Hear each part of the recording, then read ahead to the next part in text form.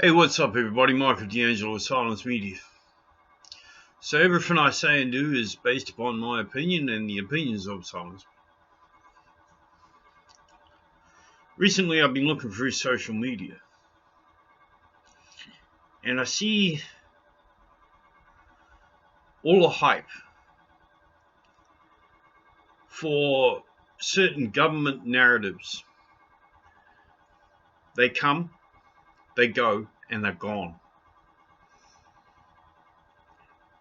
And it's just like the mainstream media. They come, they hype it up, it happens, and then boom, next. There's a problem with that.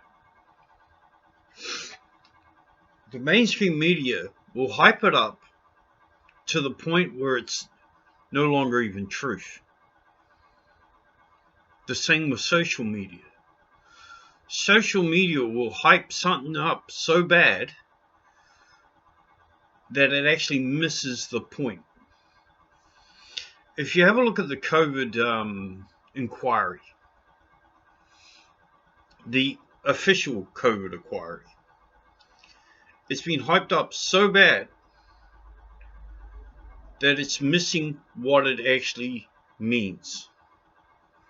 And if you have a look at Chris Hipkins, he's blaming National, yet National wasn't around. All the way through it, National took a back seat. Yes, they agreed with Labour all the way through, but the actual COVID Response Act and everything around it was all Labour based. But he's blaming National. And then you've got the Greens blaming everybody else. And then you've got Te Māori Party blaming the Pākehā.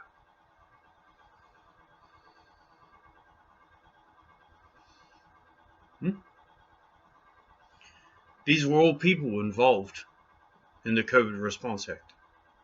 These are all people involved in the state of emergency that was actually illegal.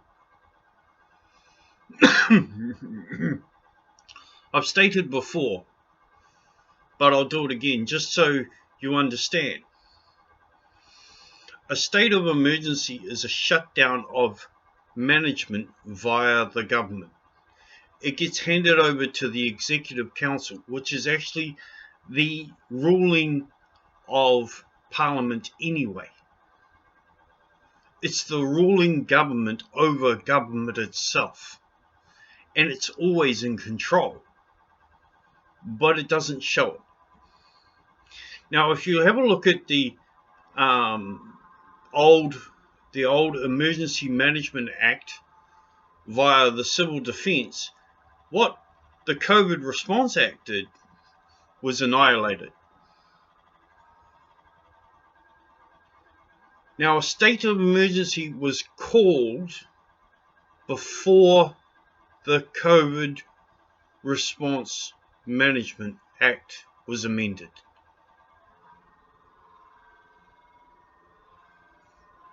You see the scam, people? Okay, so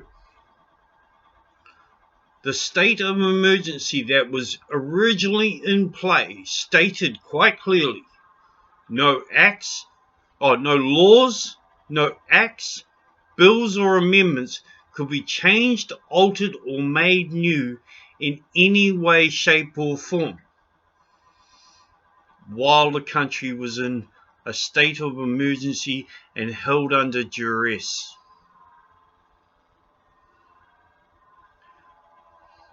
Jacinda was the front person for the making of the COVID Response Management Act. Now, technically, that's illegal. It was illegal in the get-go because the country was already held under duress.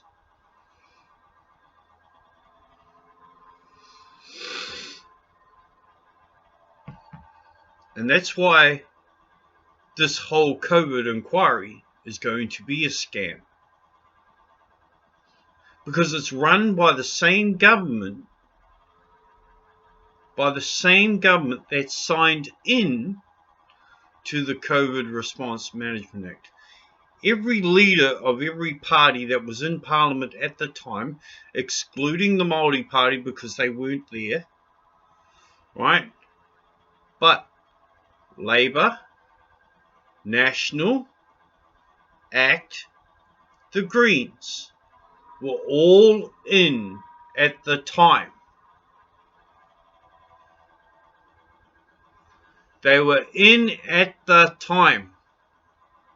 They were in government. National and ACT being that of the opposition, but still in their paid seats. And if they had not signed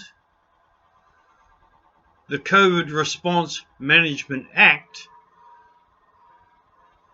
or the state of emergency itself, then we would not be in a state of emergency.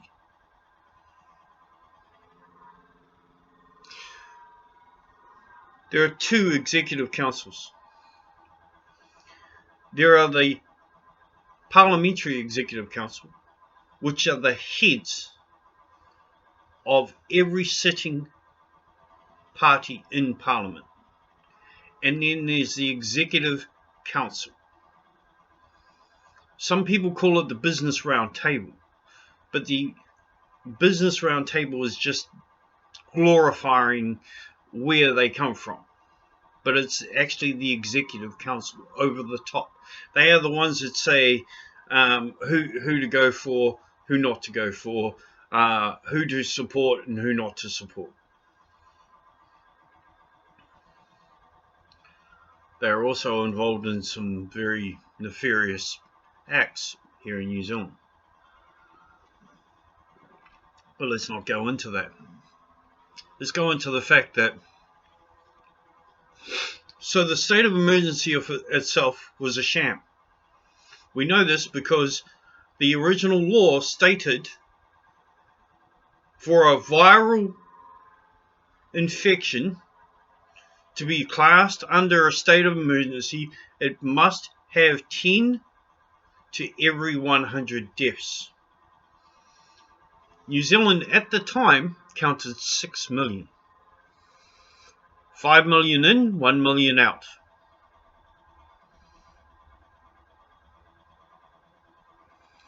But we only had 17 recorded deaths until an official information request was done where it stated 0 pure COVID deaths recorded in New Zealand. The first 17 were that of terminal illnesses with COVID attached after death, therefore making a state of emergency treason.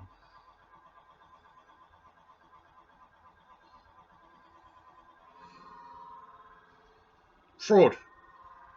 Serious fraud. Notice none of this has been picked up. None of this has ever been run with. No one has even bothered to look into it. Because we quoted from an official information request and we quoted the answer. That's why it's never been looked into. It's never been challenged.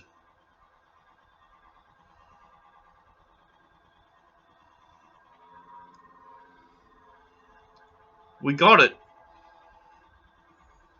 from the MOH themselves. Then we took it again and we asked Internal Affairs for the same IOA. And we got the same answer. Silence Media got that answer. Not Counterspin, not anybody else. Silence Media. Now, I'm not trying to hype the fact. What I'm trying to say is This is why we are censored. This is why we are pressured. This is why people from the outside will give us shit, is because we speak the truth and we can back it up. That was back in 22. It was actually, the first original was back in 20, and then in 21, then in 22. But in 22, we asked for 3 different, the same questions, 3 different government departments, and we got the same answer for all 3 of them. And the answer was exactly this: 0 pure COVID deaths recorded in New Zealand. The first 17 were that of terminal illnesses with COVID attached after death. In other words, fraud. Sorry, I got a moth in here.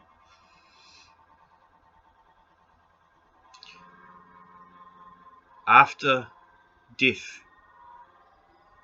Meaning the whole COVID Response Act was fraudulent itself.